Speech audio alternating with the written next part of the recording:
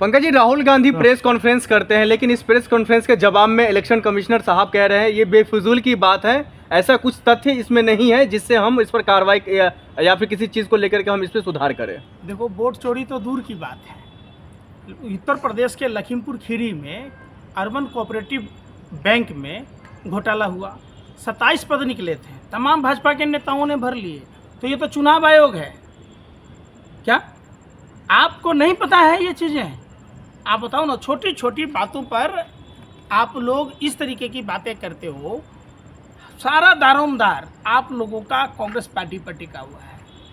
कुछ भी बोले कांग्रेस पार्टी में, आप उसका जवाब देने के बजाय सवाल खड़ा कर देते हो।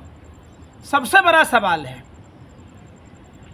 अनुराग ठाकुर खुद इलेक्शन कमीशन का डाटा लेकर आया था कि यहाँ वोटों में गड़बड़ी हुई। आपने कभी अनुराग ठाकुर से सवाल नहीं पूछा, राहुल गांधी से सवाल पूछा। भैया, राहुल गांधी ने भांडा फोड़ दिया, राहुल गांधी ने चुनाव आयोग को एक्सपोज किया। चुनाव आयोग जो वोटों की चोरी करवाता है, चुनाव आयोग जो लोकतंत्र की हत्या करवाता है, गला घुटवाता है, अगर उस चीज़ को बता दिया राहुल गांधी जी ने तो आपको बड़ा दर्द होता है। अनुराग ठाकुर जो डाटा लाकर प्रेस कॉन्फ्रेंस करा था, कभी चुनाव आयोग उसके बारे में कुछ बोला? क्यों? और दूसरी बात, राहुल गांधी जी ने शुरुआत करी थी कर्नाटक के महादेवपुरा से।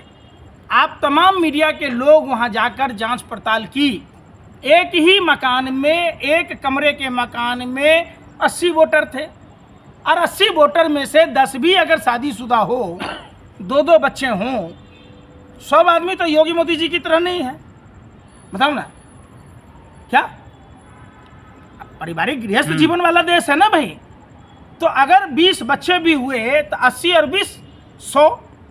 एक कमरे के मकान में 100 आदमी हो सकता है क्या? आपने बिहार में हरसिद्धि में देखा होगा, बिहार के मधुबन में देखा, बिहार के कटिहार में देखा। एक मकान तो ऐसा है कटिहार का जहां 20 साल से ताला लगा हुआ है, कोई भी नहीं है, 250 से अधिक वोटर हैं। कैसे भैया? पंकज जी, सुन तो लो, पूरी बात कर रहे तो गलत बात है ये। हम मानते हैं कि आप सवाल तो सुनिए। सवाल का जवाब सवाल सुनिए। अब सवाल का जवाब ही खत्म नहीं हुआ। जो राजकमल दास बनारस के रहने वाले हैं, प्रधानमंत्री के करीबी हैं, उनके यहाँ जिस बूथ पर वो अविवाहित हैं, शादीशुदा नहीं है, ब्रह्मचर्य का पालन कर रहे, तो बच्चा कहाँ से पैदा हो गया भैया? आप बताओ ना। आसमान, अरे सुन तो लो, पूरी बात नहीं सुन रहे, पूरी बात सुनो। एक ही उम्र के 4-4 बच्चे हैं, 50 साल के 4 वोटर हैं। हमने पहली बार देखा कि बनारस में एक उम्र के 4-4 बच्चे हैं, 3-3 बच्चे हैं। अब भाई कितना, एक आदमी का 50 बच्चा हो जाएगा जो शादीशुदा नहीं है। पहली बार देश ने देखा है। जिस आनंद का आपने देखा होगा, राहुल गांधी जी ने कल प्रेस कॉन्फ्रेंस करी, सारा सबूत दिए। कर्नाटक सरकार, कर्नाटक की जो सीआईडी है, वो लगातार चुनाव आयोग को 18 बार चिट्ठी लिख चुकी है। आखिर क्यों नहीं जांच का आदेश दे रही है? पहला बात। सबसे बड़ा गड़बड़झाला कहां से शुरू होता है? चुनाव आयोग की जो प्रक्रिया थी, उस प्रक्रिया को खत्म कर नए ढंग से चुनाव आयोग की नियुक्ति की जाती है, जो पूर्ण रूप से सरकार अपने लोगों के द्वारा कराए रहे। अरे पंकज जी, एक साफ साफ बताइए, अगर आपके पास सबूत है, आपके पास प्रूफ है, अगर आपको लग रहा है जो वोट चोरी हो रही है इस देश में, आप कोर्ट का सहारा क्यों नहीं ले रहे? अच्छा, उस कोर्ट का नियम भी आपने पढ़ा है, जिसको भाजपा सरकार ने कानून अभी नया बनाया। क्या आप चुनाव आयोग के खिलाफ नहीं जा सकते कोर्ट में? सुनिए पहले बात। और चुनाव आयोग, वो कानून, पहले साल भर चुनाव आयोग की फुटेज रखी जाती थी, इलेक्शन जहाँ जहाँ चुनाव होते थे, तो उसमें बदलाव क्यों किया गया भैया?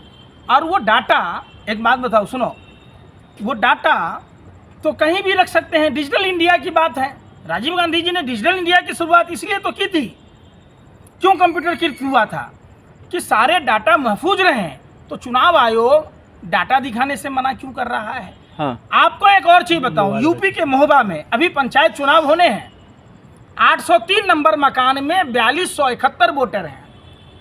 एक मकान है भैया कि वो जादू की छड़ी है, हवा मिठाई है, कि एक ही मकान में 803 नंबर में 4271 वोटर हैं।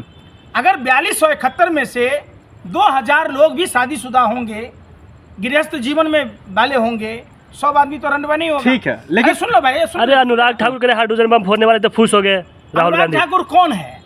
अनुराग ठाकुर मुख्य चुनाव आयुक्त है, पूर्व अनुराग केंद्रीय ठाकुर- मंत्री है। अरे सुन लो ना, हाँ। अनुराग ठाकुर देश का कानून मंत्री है, देश का गृह मंत्री है। अनुराग ठाकुर सांसद है, सांसद है देश के। सांसद तो बहुत हैं, हाँ। 543 तो लोकसभा में है, राज्यसभा में अलग है। आप बताओ ना, आप एक बात बताइए,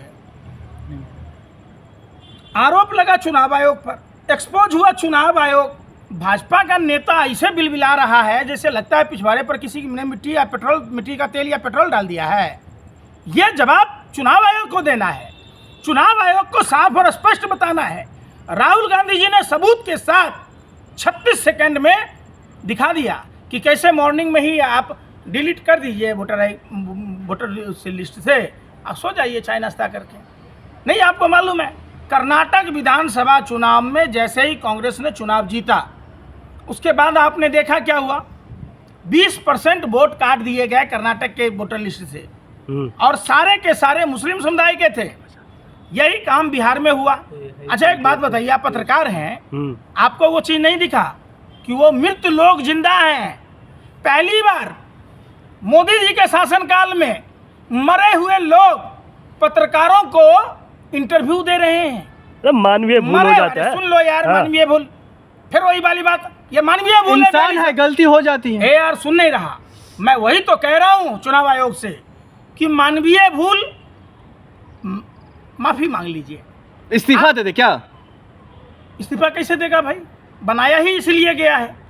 नहीं, आप क्या चाहते हैं? अरे उनकी अगर बेटी- उनसे अगर अरे सुन लो छोटी यार, मोटी सुन गलतियां ले। हो गई है तो क्या वो इस्तीफा दे दे? हम ये चाह रहे कि ये देश बाबा साहब अम्बेडकर के संविधान से चलता है, संविधान का गला मत घोटिए।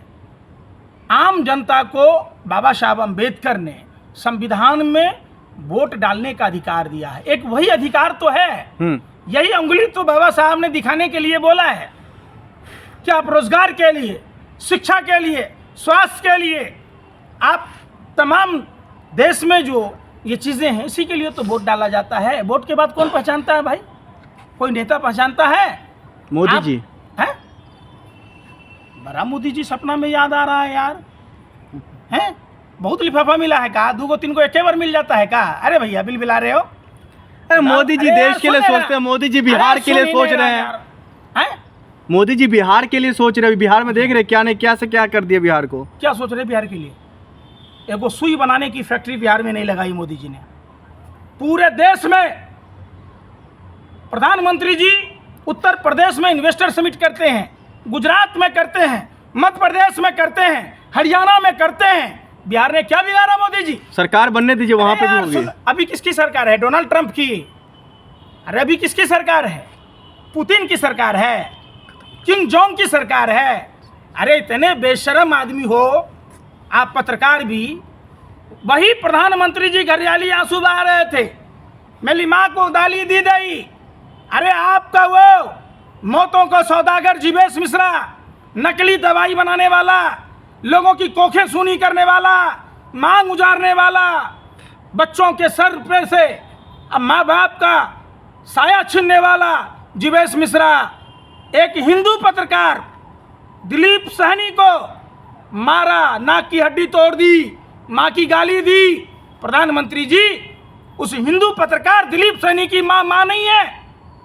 आप जिसके सामने में प्रधानमंत्री जी नतमस्तक हो रहे थे, वो सारिका पासवान को नंगा कर घुमाने की बात कह रहा था।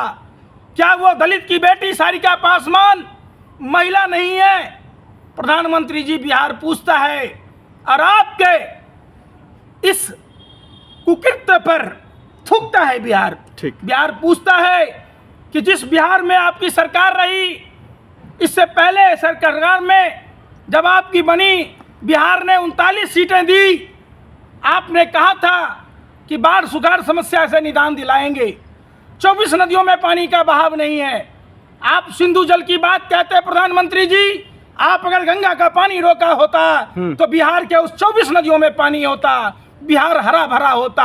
आपने कहा था मोतिहारी रीगा मीन चालू मिलकर करने की, बिहार में कई एयरपोर्ट बनाने की, एम्स बनाने की, हाई कोर्ट बेंच दूसरा बनाने की। आपने कहा था पटना विश्वविद्यालय को केंद्रीय विश्वविद्यालय का दर्जा देने की।